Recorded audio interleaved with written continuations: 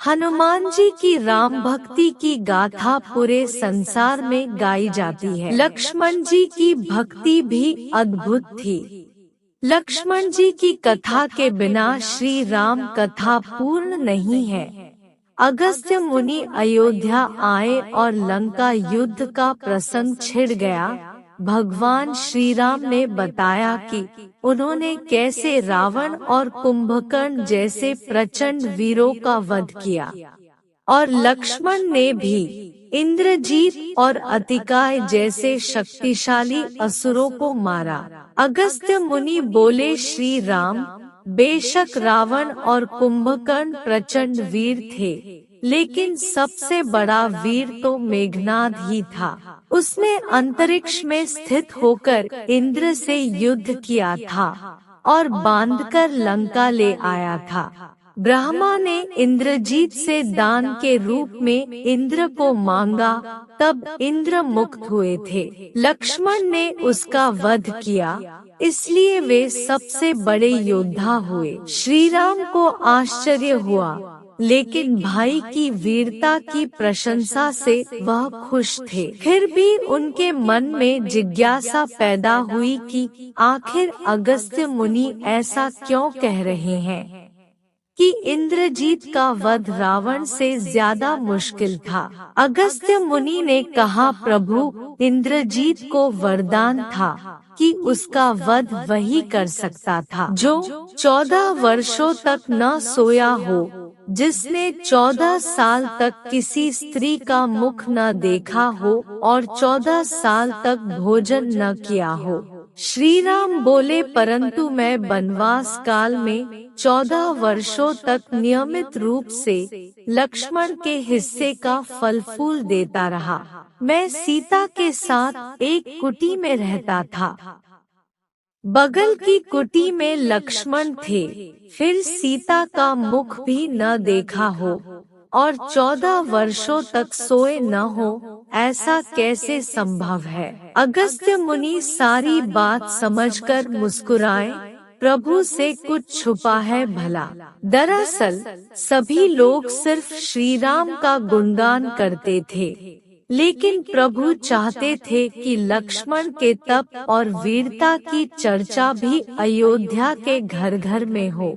अगस्त्य मुनि ने कहा, क्यों न लक्ष्मण जी से पूछा जाए। लक्ष्मण जी आए। प्रभु ने कहा कि आपसे जो पूछा जाए उसे सच सच कहिएगा। प्रभु ने पूछा, हम तीनों 14 वर्षों तक साथ रहे, फिर तुमने सीता का मुख कैसे नहीं देखा? फल दिए गए फिर भी अनाहारी कैसे रहे? और 14 साल तक सोए नहीं, यह कैसे हुआ? लक्ष्मण जी ने बताया, भैया, जब हम भाभी को तलाशते ऋषिमुख पर्वत गए तो सुग्रीव ने हमें उनके आभूषण दिखाकर पहचानने को कहा। आपको स्मरण होगा, मैं तो सिवाय उनके पैरों के नुपुर के कोई आभूषण नहीं पहचान पाया था, क्योंकि मैंने कभी भी उनके चरणों के ऊपर देखा ही नहीं। 14 वर्ष नहीं सोने के बारे में सुनिए, आप और माता एक कुटिया में सोते थे। मैं रात भर बाहर धनुष पर बाण चढ़ाए पहरेदारी में खड़ा रहता था।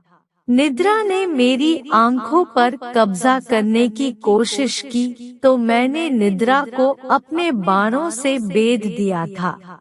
निद्रा ने हारकर स्वीकार किया कि वह 14 साल तक मुझे स्पर्श नहीं करेगी। लेकिन जब श्री राम का अयोध्या में राज्याभिषेक हो रहा होगा और मैं उनके पीछे सेवक की तरह छत्र लिए खड़ा रहूंगा, तब वह मुझे घेरेगी। आपको याद होगा, राज्याभिषेक के समय मेरे हाथ से छत्र गिर गया था। अब मैं 14 साल तक अनाहारी कैसे रहा? मैं जो फल फूल लाता था, आप उसके 3 भाग करते थे। एक भाग देकर आप मुझसे कहते थे, लक्ष्मण, फल रख लो। आपने कभी फल खाने को नहीं कहा, फिर बिना आपकी आज्ञा के मैं उसे खाना कैसे? मैंने उन्हें संभाल कर रख दिया। सभी फल उसी कुटिया में अभी भी रखे होंगे। प्रभु के आदेश पर लक्ष्मण जी चित्रकूट की कुटिया में से वे सारे फलों की टोकरी लेकर आए और दरबार में रख दिया। फलों की गिनती हुई, 7 दिन के हिस्से के फल नहीं थे। प्रभु ने कहा, इसका अर्थ है कि तुमने 7 दिन तो आहार लिया था। लक्ष्मण जी ने 7 फल कम होने के बारे में बताया। उन 7 दिनों में फल आए ही नहीं। जिस दिन हमें पिता श्री के स्वर्गवासी होने की सूचना मिली, हम निराहारी रहे। जिस दिन रावण ने माता का हरण किया, उस दिन फल लाने कौन जाता। जिस दिन समुद्र की साधना कर आप उससे राह मांग रहे थे, जिस दिन आप इंद्रजीत के नागपाश में बंद कर दिन भर अचेत रहे, जिस दिन इंद्रजीत ने मायावी सीता को काटा था और हम शोक में रहे, जिस दिन इंद्रजीत ने मुझे शक्ति मारी और जिस दिन आपने रावण वध किया, इन दिनों में हमें भोजन की सुध कहाँ थी।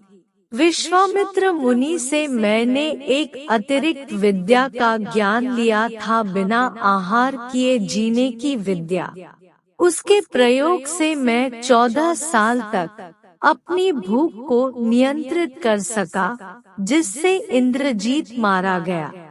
भगवान श्री राम ने लक्ष्मण जी की तपस्या के बारे में सुनकर उन्हें हृदय से लगा लिया।